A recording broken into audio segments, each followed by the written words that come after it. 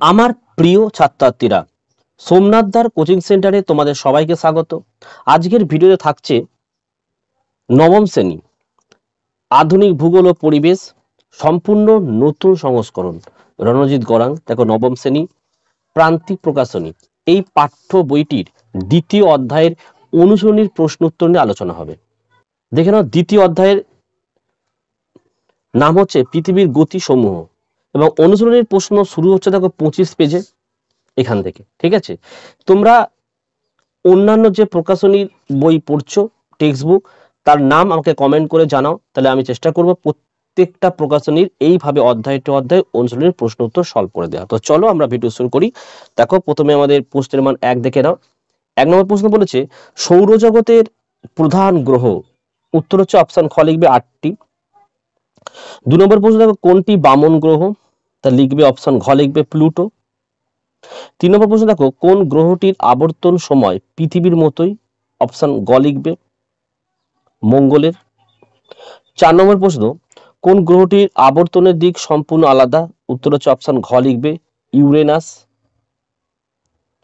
5 নম্বর প্রশ্ন দেখো কোন দার্শনিক পৃথিবী কেন্দ্রিক মহাবিশ্বের পক্ষে মত দেন, অপশন ক লিখবে টলেমি। 6 নম্বর দেখো আধুনিক জ্যোতির্বিজ্ঞানের জনক হচ্ছে, অপশন ক লিখবে কোপারনিকাস। 7 নম্বর প্রশ্ন নিম্নলিখিত ভারতের কোন শহরে আবর্তনের বেগ বেশি, উত্তর হচ্ছে অপশন ক লিখবে চেন্নাই। নেক্সট দেখো 8 নম্বর প্রশ্ন ভারতের কোন রাজ্যে প্রথম সূর্যোদয় হয়, উত্তর হচ্ছে অপশন ঘ লিখবে অরুণাচল প্রদেশ। 9 নম্বর প্রশ্ন কোন অক্ষরেখায় গোধূলির স্থায়িত্বকাল সবচেয়ে কম, অপশন ঘ লিখবে নিরক্ষরেখায়। 10 নম্বর দেখো ছায়াবৃত্তের কেন্দ্রে কোণের পরিমাণ, উত্তর হচ্ছে অপশন ঘ লিখবে 360 ডিগ্রি। 11 নম্বর প্রশ্ন দেখো পৃথিবীতে জোয়ার ভাটার মূল কারণ, অপশন ক লিখবে চাঁদের আকর্ষণ। 12 নম্বর প্রশ্ন পৃথিবীর মেরুরেখা উলম্ব রেখার সঙ্গে কত ডিগ্রি কোণে রয়েছে, উত্তর হচ্ছে অপশন ক লিখবে 23.5 ডিগ্রি। 13 নম্বরে দেখে নাও যে পৃথিবীর পরিক্রমণ পথটির আকৃতি কেমন, উত্তর হচ্ছে দেখো অপশন গ লিখবে উপবৃত্তাকার। নেক্সট 14 নম্বর প্রশ্ন নিম্নলিখিত কোন বছরটি অধিবর্ষ নয়, অপশন গ লিখবে 2100, ঠিক আছে 2100। 15 নম্বর দেখো অপসুর অবস্থান হয় কোন তারিখে, অপশন খ লিখবে 4 জুলাই। নেক্সট 16 নম্বর প্রশ্ন দেখে নাও মহাবিষুব হয় কোন তারিখে, উত্তর হচ্ছে অপশন খ লিখবে 21 মার্চ। 17 নম্বর প্রশ্ন মকর সংক্রান্তিতে নিরক্ষরেখায় সূর্যরশ্মির সর্বাধিক পতন কোণ, উত্তর লিখবে অপশন খ লিখবে এটা 23.5 ডিগ্রি করবে। 18 নম্বরের প্রশ্ন দেখে নাও মকর ক্রান্তি হয় কোন তারিখে, উত্তর হচ্ছে অপশন ঘ লিখবে 22 ডিসেম্বর। 19 নম্বরের প্রশ্ন পৃথিবীর মেরুরেখা কক্ষতলের সঙ্গে কত ডিগ্রি কোণে রয়েছে, অপশন গ লিখবে 66.12 ডিগ্রি কোণে। 20 কোন দেশটিতে গেলে মেরুপ্রভা দেখা যাবে, অপশন খ লিখবে নরওয়ে। নেক্সট 21 ভারতের কোন রাজ্যে সবচেয়ে শেষে সূর্যাস্ত হয়, উত্তর লিখবে গুজরাট। চলে আসো আমাদের নেক্সট দেখো সঠিক উত্তরটির পাশে সু এবং ভুল উত্তরটির পাশে অশুদ্ধ লিখতে হবে। তো এখানে আমি ট্রু ফলস লিখে দিয়েছি। 1 নম্বর দেখে নাও বর্তমানে প্লুটো একটি প্রধান গ্রহ, এটি ফলস। এটা বামন গ্রহ বলা হয়েছে কে। 2 পৃথিবী ও মঙ্গলের আবর্তনের সময় প্রায় এক, এটা সঠিক, তাই ট্রু লিখে দিয়েছি। 3 নম্বর দেখো নিরক্ষরেখা থেকে উত্তরে আবর্তন বেগ ক্রমশ কমে, এটি ট্রু, এটা সত্য। 4 নম্বর দেখো টলেমি পৃথিবী কেন্দ্রিক মহাবিশ্ব ধারণার পক্ষে মত দেন, এটিও সত্য, তাই ট্রু লেখা হয়েছে। 5 নক্ষত্র দিন অপেক্ষা সৌরদিন দীর্ঘতর, এটিও কিন্তু সত্য, তাই ট্রু লিখে দিয়েছি। 6 পৃথিবী পূর্ব থেকে পশ্চিমে আবর্তন করছে, এটি ফলস অর্থাৎ মিথ্যা। 7 নম্বর দেখো দিন রাত্রি ঘটার মূল কারণ পৃথিবীর আবর্তন, এটিও কিন্তু ট্রু। চলে আসো উপযুক্ত শব্দ বসিয়ে শূন্যস্থান পূরণ করো। দেখো প্রশ্নের মান 1 নম্বর প্রশ্ন কি লিখছে দেখো পৃথিবীতে বামন গ্রহের সংখ্যা 5টি। 2 নম্বর প্রশ্ন দেখো প্রধান গ্রহগুলির মধ্যে পরিক্রমণ বেগ সবচেয়ে কম বুধ গ্রহের। 3 নম্বর দেখো ড্যাশ গ্রহের 1 বছরের থেকে 1 দিনের সময় বেশি, এটা শুক্র হবে। 4 দেখো একমাত্র ড্যাশ গ্রহের আবর্তন দক্ষিণ থেকে উত্তর দিকে কি লিখবে? ইউরেনাস। উত্তর কি লিখেছে? ইউরেনাস। আচ্ছা নেক্সট হচ্ছে 5 বায়ু ও সমুদ্র স্রোতের দিক বিক্ষেপের মূল কারণ কি? উত্তর লিখবে কোরিওলিস বল। ডান দিক বাম দিক দেখে নাও। একটা দেখো 21শে মার্চ, এটা হচ্ছে মহাবিষুব, ঘয়েরটা অ্যান্সার হলো। 2 নম্বর দেখো 22শে ডিসেম্বর, এটা হচ্ছে আমাদের মকর সংক্রান্তি, চয়েরটা অ্যান্সার হলো। 3 নম্বর দেখো 21শে জুন, এটা হচ্ছে দেখো উমরটা অ্যান্সার, কর্কট সংক্রান্তি। 4 নম্বর 23শে সেপ্টেম্বর, এটা হচ্ছে আমাদের একদম কয়েকটা জলবিষুব হবে। আর 5 নম্বর দেখো 4ঠা জুলাই হচ্ছে অপসূর অবস্থান, আর 3রা জানুয়ারি অনসূর অবস্থান। নেক্সট চলে আসো 2-1 কথায় উত্তর দাও, প্রশ্নের মান 1। 1 নম্বর প্রশ্ন দেখো বর্তমানে বামন গ্রহের সংখ্যা কটি? দেখো লিখে দিয়েছে ছোট্ট করে 5টি। 2 বিজ্ঞানের কোন শাখায় মহাকাশ বিষয়কে নিয়ে আলোচনা করা হয়?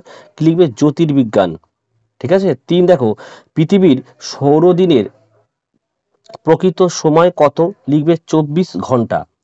4 দেখো কোন তারিখে পৃথিবীর পরিক্রমণ বেগ সবচেয়ে বেশি হয়? লিখবে 3 জানুয়ারি।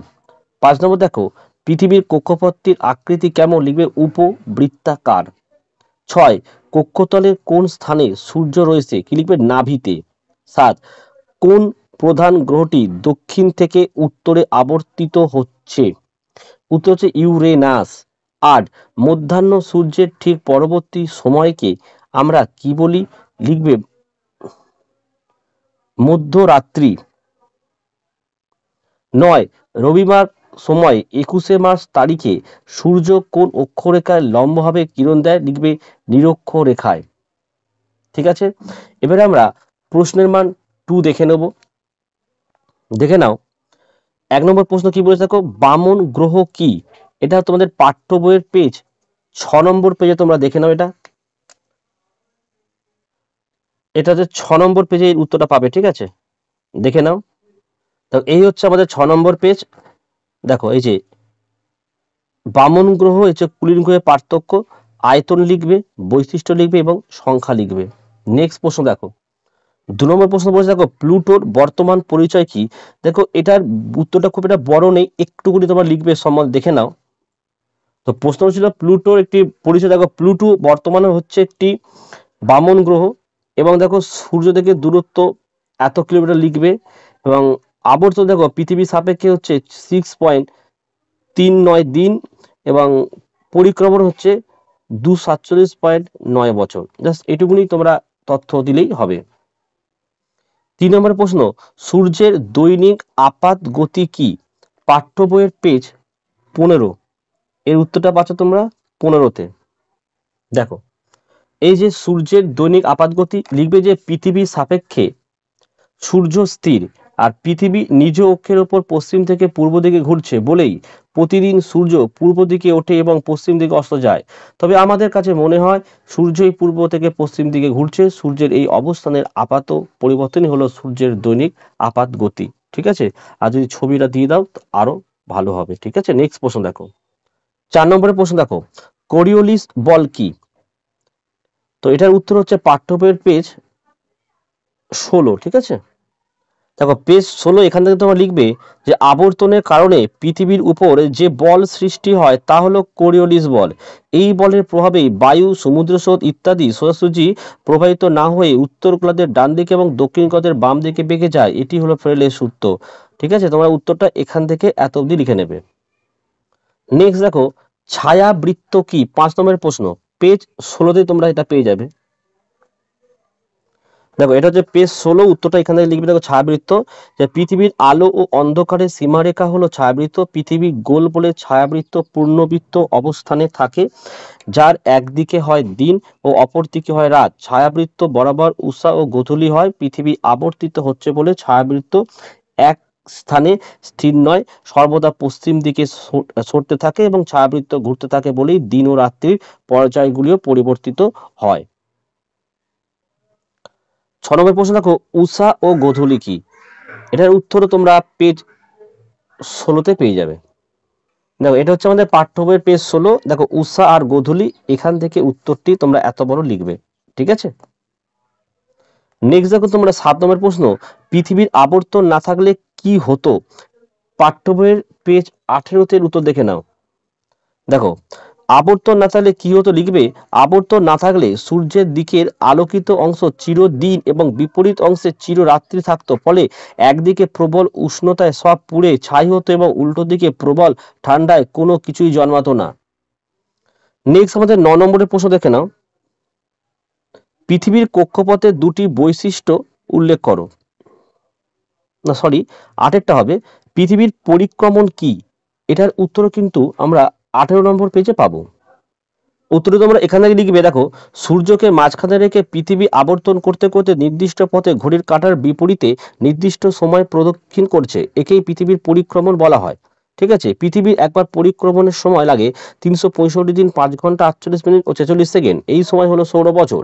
হিসাবে সুবিধার জন্য সৌর বছরকে আমরা 365 দিনে ধরি। একবার পরিক্রমণে পৃথিবীর একটি বছর পূর্ণ হয় বলে পরিক্রমণ গতির অপর নাম হচ্ছে বার্ষিক গতি। তো উত্তরটা এখান থেকে এতটা লিখবে, আর যেটা 2 নম্বরের প্রশ্ন। এবারে তোমরা 9 নম্বরের প্রশ্ন দেখো, পৃথিবীর কক্ষপথের দুটি বৈশিষ্ট্য লেখো। এটির উত্তর তোমরা পাচ্ছ পেজ 18তেই পাবে। তো দেখো, এই যে কক্ষপথের বৈশিষ্ট্য এখানে লিখবে, দেখো, 1, কক্ষপথটি উপবৃত্তাকার এবং এর দৈর্ঘ্য প্রায় 96 কোটি কিমি। 2, কক্ষপথটি যে নির্দিষ্ট তলে রয়েছে তা হলো কক্ষতল এবং পৃথিবীর কেন্দ্র ও সূর্যের কেন্দ্র এই একই তলে রয়েছে। 3, কক্ষপথে দুটি নাভির একটিতে রয়েছে সূর্য। 4 নম্বর, পৃথিবী মেরুরেখা কক্ষতলের সঙ্গে 66.12 কোণ এবং নিরক্ষীয় তল কক্ষতলের সঙ্গে 23.5 ডিগ্রি কোণে অবস্থান করছে। চলো 11 নম্বরের প্রশ্ন কি বলেছে দেখো। আচ্ছা, 10 নম্বর প্রশ্ন, পৃথিবীর অপসূর অবস্থান কি? এটা পাঠ্য বইয়ের পেজ তোমরা 19-এ পাবে। তো দেখো, তোমরা এখান থেকে লিখবে, এটা 19 নম্বর পেজে দেখো, 4 জুলাই পরিক্রমণকালে পৃথিবী থেকে সূর্যের দূরত্ব সবচেয়ে বেশি থাকে, প্রায় 15 কোটি 20 লক্ষ কিমি। এটি হচ্ছে পৃথিবীর সরি ঠিকই আছে, এটি পৃথিবীর অপসূর অবস্থান। নেক্সট প্রশ্ন দেখো। দেখো 11 নম্বর প্রশ্ন কি বলেছে দেখো, রবি মার্ক কি? পাঠ্য বইয়ের পেজ 19-এর উত্তরটা পাবে। এখানে লিখবে, যে কাল্পনিক পথে সূর্য সারা বছর কর্কট ও মকরক্রান্তির মধ্যে ঘোরাফেরা করছে সেই কাল্পনিক পথটাই হলো রবি মার্গ। ঠিক আছে, তোমরা লিখবে কিন্তু এতটা লিখবে যে রবি মার্গ অবস্থানে সূর্য 21 জুন কর্কটক্রান্তি রেখায়, 21 মার্চ ও 23 সেপ্টেম্বর বিষুব রেখায় এবং 22 ডিসেম্বর কর্কটক্রান্তি রেখায় থাকে। নেক্সট দেখো 12 নম্বর প্রশ্ন কি বলেছে, নিশীথ সূর্য কি? পাঠ্য বইয়ের পেজ 22-এ পাবে উত্তরটা। দেখো এখান থেকে লিখবে, দেখো 22 নম্বর পেজ, যে 21 মার্চ থেকে 23 সেপ্টেম্বর এবং 23 সেপ্টেম্বর থেকে 21 মার্চ যথাক্রমে উত্তর ও দক্ষিণ গোলার্ধের মেরু বৃত্ত সংলগ্ন অঞ্চলে দিনের দৈর্ঘ্য হয় 20 থেকে 22 ঘন্টা বা তারও বেশি। ফলে নিম্ন অক্ষাংশের আকাশ যখন গভীর অন্ধকারে ডুবে থাকে তখনও ওই অঞ্চলের আকাশে সূর্য থাকে, একেই নিশীথ সূর্য বলা হয়। তো আজকের ভিডিওতে আমি এই অবধি প্রশ্ন উত্তর করলাম। পার্ট 2 এ আমি 3 এবং 5-এর উত্তরগুলো করে দেবো। আর তোমরা যে অন্যান্য প্রকাশনীর বই পড়ছো কমেন্ট করে জানাও, তাহলে সেই বইয়ের উত্তরগুলো এরকম অধ্যায় অনুসরণীর উত্তরগুলো পরপর করে দেওয়া হবে। আর যারা নবম শ্রেণীতে পড়ছো তোমরা সোমনাথদার কোচিং সেন্টার থেকে স্বল্প মূল্যে নোট সংগ্রহ করতে পারো। নিচে হোয়াটসঅ্যাপ নাম্বারে যোগাযোগ করে আমরা প্রত্যেকটা সাবজেক্টের নোটসের জন্য মাত্র 100 টাকা করে নিয়ে থাকি এবং প্রত্যেকটা সাবজেক্টের একদম অধ্যায় টু অধ্যায় প্রশ্ন তোমরা পেয়ে যাবে। নিচের হোয়াটসঅ্যাপ নাম্বারে যোগাযোগ করে সংগ্রহ করতে পারো। আর ভিডিও ভালো লাগলে একটি লাইক করো এবং চ্যানেলে নতুন হলে চ্যানেলটিকে সাবস্ক্রাইব করো, পাশে থাকা বেল আইকন প্রেস করে অল নোটিফিকেশনটাকে অন করো, যাতে আমি যখনই কোনো ভিডিও আপলোড করব সবার প্রথম যেন তোমার কাছে পৌঁছে যায়। তাহলে আজকের ভিডিও আমি এখানে শেষ করলাম। তোমরা প্রত্যেকে ভালো থেকো এবং সুস্থ থেকো।